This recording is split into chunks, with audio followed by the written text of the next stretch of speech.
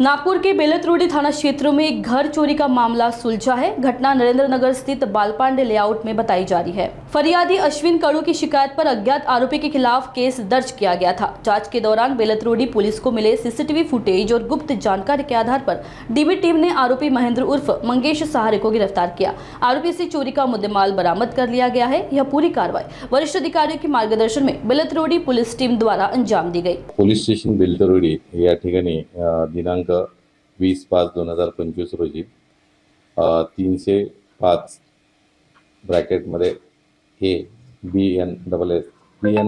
ABNSS याप्रमाणे आम्ही घरफोडीचा एक गुन्हा दाखल केलेला आहे, ज्यामध्ये मुद्देमाल सोन्या चांदीच्या वस्तू तसेच काही रोख रक्कम गेलेली आहे। तर पोलीस स्टेशन बेलतरोडी या ठिकाणी फिर्यादी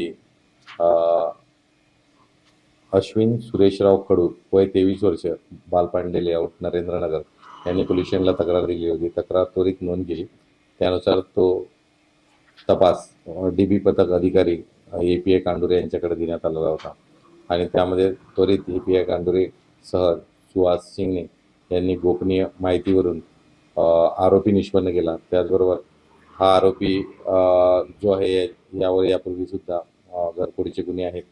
आरोपी महेश चंद्रसेन सहारे उर्फ महेंद्र असा आरोपी असून तो गिट्टी खदान एरियामध्ये राहणार आहे।